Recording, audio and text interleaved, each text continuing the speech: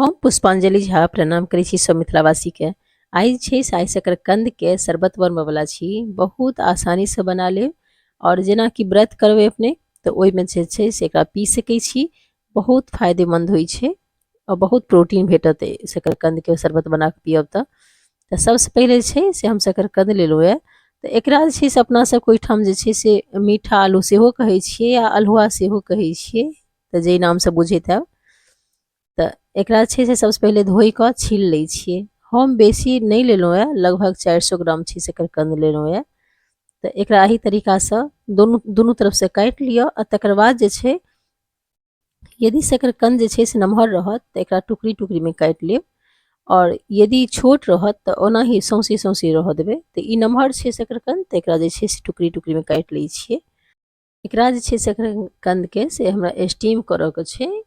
तो एहिमे एकरा पानि में दऽ कऽ नहीं उबालबै, किया तऽ एकरा अंदर जे छै से पानि एब्जॉर्ब भऽ जेतै। तो एकरा जे छै से ऊपर से स्टीमर में दऽ कऽ स्टीम करबै ताकि भाप के वजह से ई सिझै, पानि के उबाल कऽ नहीं सिझै। तो हम स्टीमर के पानि गरम होय ले दऽ देने छलियै स्टीमर में। एक ऊपर जे छै से हम ई दऽ दै छियै। यदि अपने के लग ई स्टीमर अवेलेबल नहीं हुए, एकटा लोहिया में पानि दऽ देबै आ ताहिमे कटोरी एकटा राखि देबै। कटोरियो में आधा कटोरी पानि दऽ कऽ ताकि ओहि पानि में डूबल रहे कटोरी। आ ताहिके ऊपर से छै से एकरा अल्हुआ के दऽ कऽ थारी में दऽ कऽ धऽ देबै, स्टीम भऽ जायत बिल्कुल एही तरीका से। देखियो लगभग 15 मिनट बाद हम देखा रहल छी, बिल्कुल बढ़िया जकाँ स्टीम भऽ गेलै, सीझ गेलै। आब जे छै से एकरा निकालि लै छियै और तकर बाद ठंडा होइके लेल कनि काल छोड़ि दै छियै। ई ठंडा भऽ जेतै तकर बाद जे छै से एकरा छील कऽ बिल्कुल आलू जेना छिलै छियै तही तरीका से एकरा छील कऽ हटेबै छिलका के। तिल ठंडा भऽ गेलै, लगभग 5-7 मिनट बाद हम एकरा छील रहल छी। ई हल्का हल्का मीठ होइ छै तो ओकरो ख्याल राखब शरबत बनबै काल में। ओना अपने के जेहन मीठा पसंद हुए एकरा जे छै से अहाँ ओनाहु चीनी के संगे खा सकै छी फोड़ि कऽ, आ नहीं तो अहाँ शरबत सेहो बना सकै छी। तो हम जे छै से आइ शरबत बना कऽ देखबऽ वाला छी। एकरा छील कऽ जे छै से हम फोड़ि कऽ अपने के देखबै छी। बहुत आसानी से सीझ गेलै आ फुटियो जाइ छै। तो एही तरीका से अहाँ फोड़ि कऽ जे छै से एहिपर जे छै से चीनी दऽ कऽ या फिर नमक के संगे अहाँ खा सकै छी, जेना पसंद हुए। तो सबटा छील लेलहुँ है। आब जे छै से हम एकटा मिक्सर जार लै छियै, ओहि जार में एकरा हम दऽ रहल छी।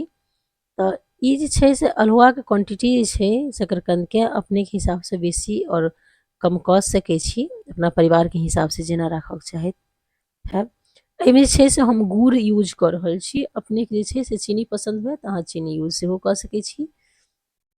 तो व्रत में जे छै से गुड़ हम एहि दुआरे दऽ रहल छी जे पवित्र सेहो होइ छै, दोसर नंबर जे छै से ताकत होइ छै। तो एहि गुड़ में एहि शकरकंद में जे छै से हम 2 गिलास लगभग दूध देलहुँ है। दूध कमो दऽ कऽ जे छै से अपने पीस सकै छी, बाद में छै दूध अहाँ और मिला सकै छी अपना परिवार के हिसाब से। 1 गिलास यदि बढ़बऽ के हैत तो 1 गिलास और दूध दऽ देबै।